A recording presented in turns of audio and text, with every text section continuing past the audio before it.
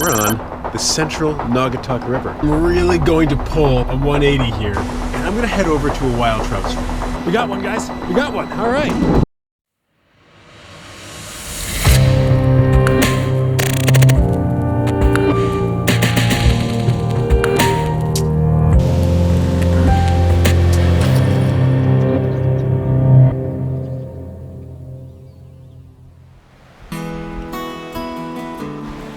What is up, guys?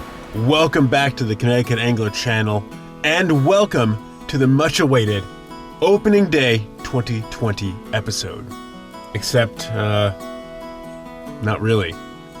No, trout season opened up, I want to say about 3 weeks ago. And, I guess that makes this a very strange second Saturday of April for me. And I know that there's some guys out there, maybe among my own viewers, who loathe opening day and can't think of a better thing than opening day going away forever. I understand your justifications, but, you know, for my own part, going back to when I first started trout fishing, this has always felt like the closest thing to a calendar holiday that I had as an angler. And it's still a point of tradition for me, even now. Even though I fish year-round, and even though it's in many ways sort of more of a ceremonial thing than anything else. But hey, guys,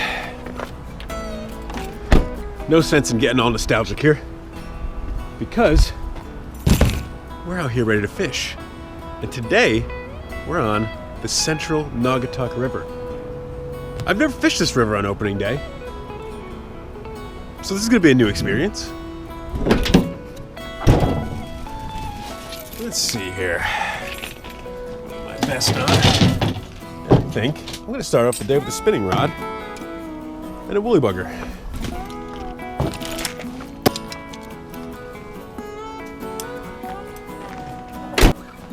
This should be pretty interesting, guys.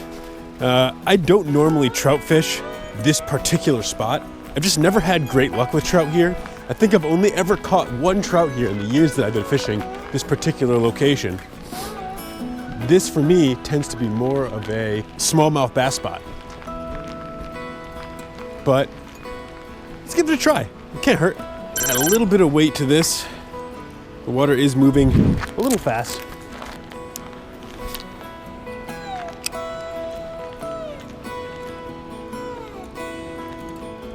It's a very rocky, shallow bottom. It's easy to hang up here. So the water I'm trying to target right now is the softer water at the far side of the bank, where it's a little bit deeper.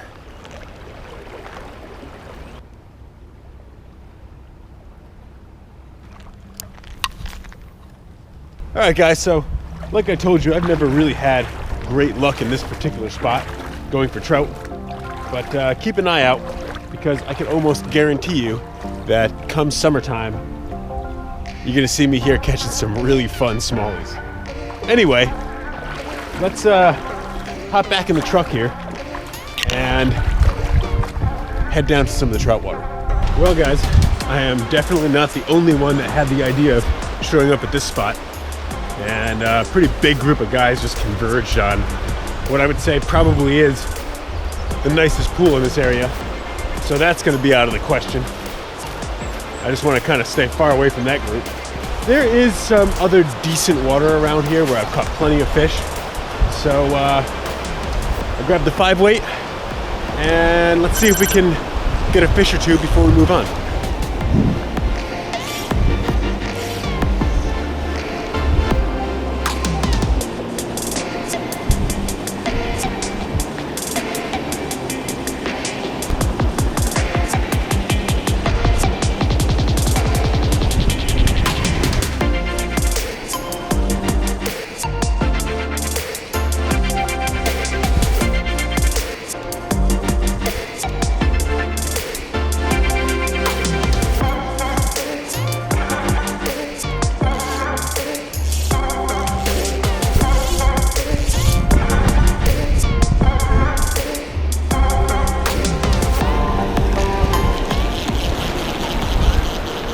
All right, well, that water was looking pretty good. But no takers over there in the woolly bugger, and nothing on the hare's ear. So let's move a little further downstream, see if that group of guys has maybe moved out of the prime water so that I can move in.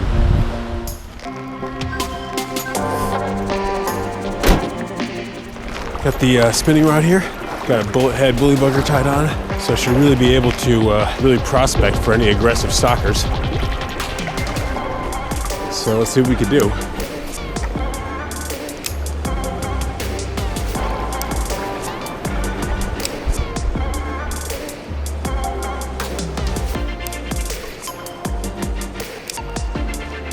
Let's see what we got over there.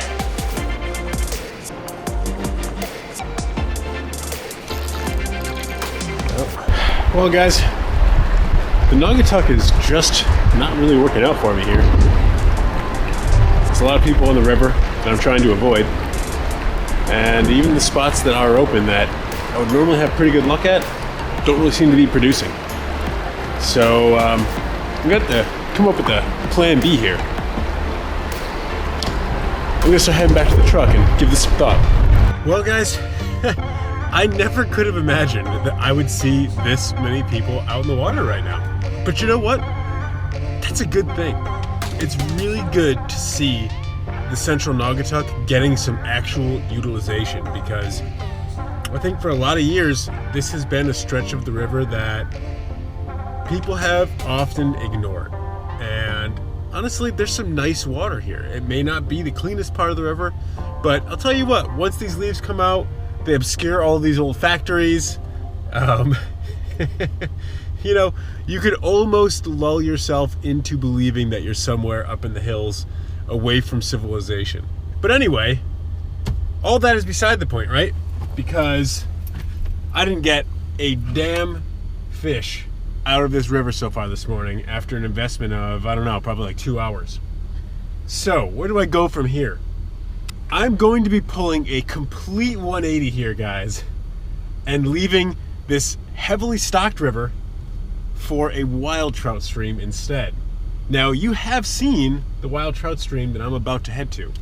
I'll link to the video in the description below, but suffice it to say, I call this one Secret Stream A because it is not in the Angler's Guide, and my rule is any water body that isn't in the Angler's Guide doesn't get mentioned on the channel here.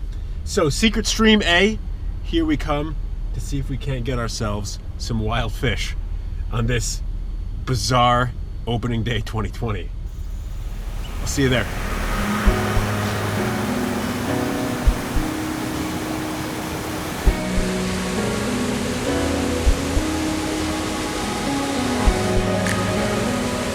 All right, guys. So, the first place we're gonna hit on Secret Stream A here is the place that you saw me catch a couple wild browns in that video last year. Number one, it's gonna be interesting to see if we get anything, because I don't really know how these fish move around on a seasonal basis. And number two, if we do get a fish, it'll be interesting to see if some of the patterning matches up.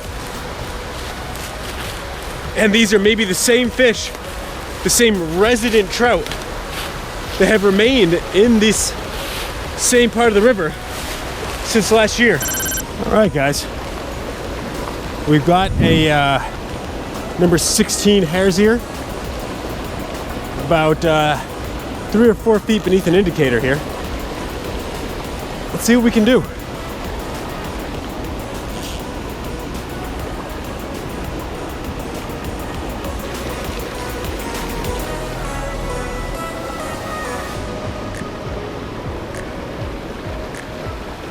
Gotta be careful where I cast my shadow.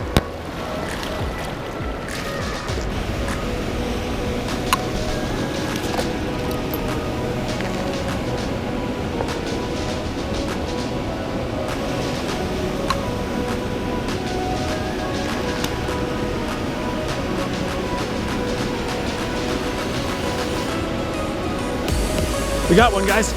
We got one. All right.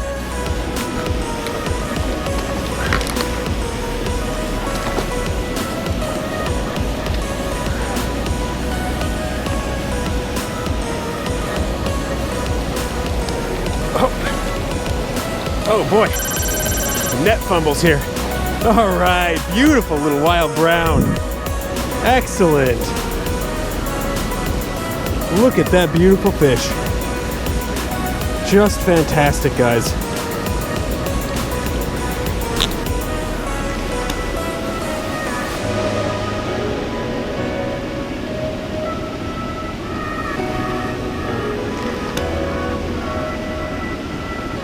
All right, guys, how about that? Wild fish on opening day. Who needs stockers anyway, right? So yeah, that's exactly why I came here. I also got a quick photograph of that fish, and I'm hoping it's going to be good enough to try and match up to the little brown that I caught in this pool last year, so we can see if this is actually a resident trout that just literally stays in this pool and it hasn't moved around at least in the intervening 6 months or so. But anyway, let's get the line back out here, see if we can get another fish. We'll move up to the next pool up here, and then maybe we'll head a little further upstream and see if we can find some more wild fish. I'll tell you what, when I left the house today, I didn't think we were going to be going for wilds, but I like this turn of events. Now, the upper pool that I'm moving to here is where I caught the larger brown last year. Out of this deep pocket beneath a big cavernous overhang. Now the difference here is that the water is much faster than it was at that time. And I'm not really certain if I'm gonna be able to get this nymph down quick enough to coax a strike. But we're gonna give it a try.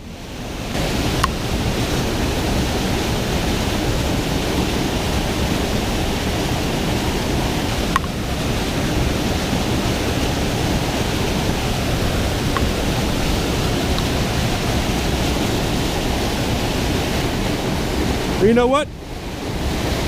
I'll use my my little version of a humongous. Okay, so I've got the humongous nymph jig booger streamer thing, and we have our split shot here. Just swing it right in there. I'm not going to spend too much more time on this area. We're just going to see what we can do with a little bit more weight.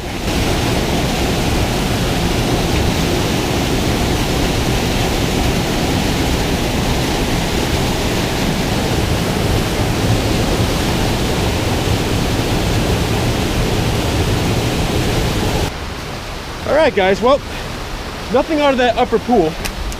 So I'm gonna head to a couple different spots in this river. Now these are spots you haven't seen on the channel here. I've fished a couple of them. Some of them I've literally just scouted. I actually haven't even fished them at all. So I don't want to waste any time. Let me head back up to the truck here, and we're off to a couple new spots on Secret Stream A. Let's hit it.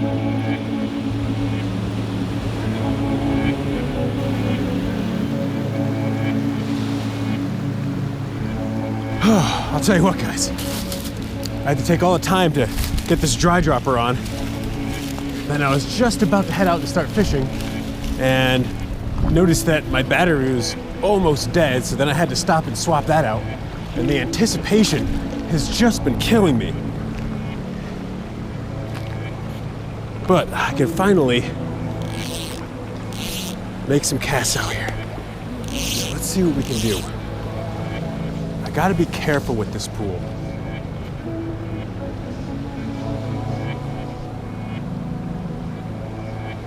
Because the water is super, super clear.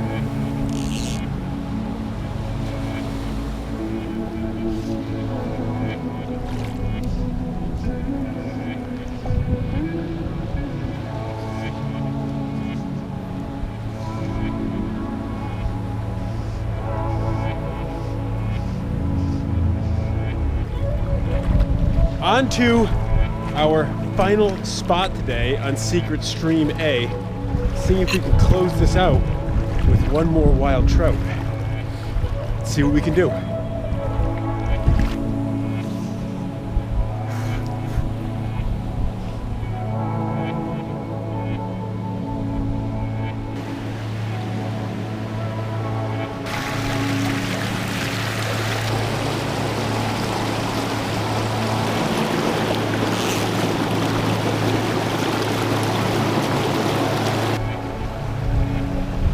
This time I've got a little zebra midge on point.